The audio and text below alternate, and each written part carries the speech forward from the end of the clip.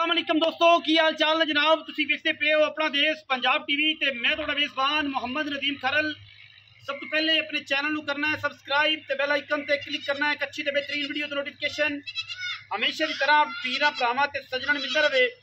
वीरां वास्ते वीडियो है जनाब वॉइस सबसक्राइबर दी, बड़ी मुहब्बत वाले, बड़े प्यारा वाले, बड़ी चाहत वाले जनाब साडे चाचा ने, बड़े भाई समझ लो।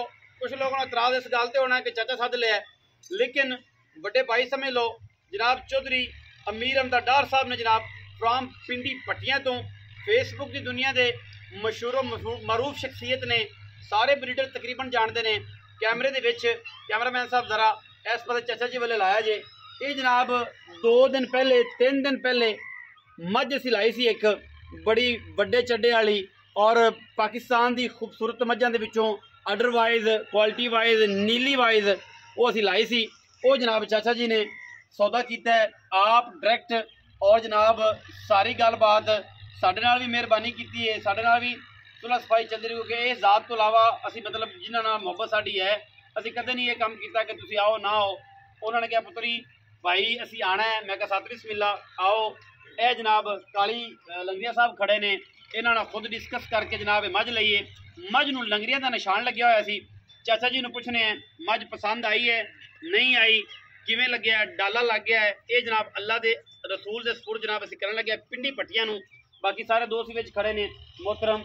ए जनाब मेरा भाई छोटा, ए जनाब वड्डा भाई है अहमद लंगरिया, बड़ा प्यारा जिहा बबलू काली लंगरिया साढ़े मुर्शद जलाल च ने अजकल ते बीमार भी ने, सारे सेहत की दुआ भी करनी है।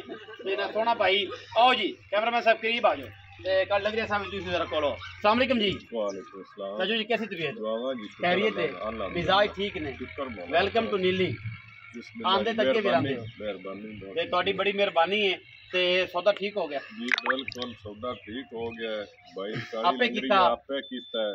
हाँ जी। ते काली लंगरिया साडा वीर है। हाँ जी। उन्हां साडे नाल मोहब्बत कीती है। मोहब्बत नाल मैं दी जी मोहब्बत नाल मैं दित्ती है। तो साडा भी याद थोड़ा बहुत कीता विच पाया होया यार जिक्र शदीद दे विच साडा भी ते सारियां दा इकट्ठा हो गया यार।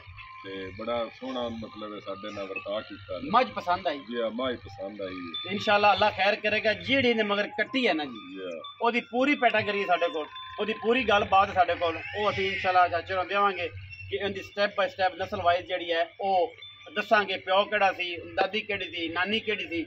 गली बातियां वाली नहीं जैनमन होएगी और इंशाअल्लाह एक ना एक चीज़ फोटो नाल फोटो ला के दसांगे ए ते ए। असी जनाब तुहाडा शुक्रिया अदा कर तुसीं एतमाद कीता, तुसीं वीडियो वेखी यूट्यूब ते जनाब असी क्या जी तुसीं अगे भी तुहाडी सलाम दुआ है और बता लो। मुर्शद होरां दा भी शुक्रिया जनाब। ऐं करके सैयदजाद ने थोड़े अगे आ जाओ जी।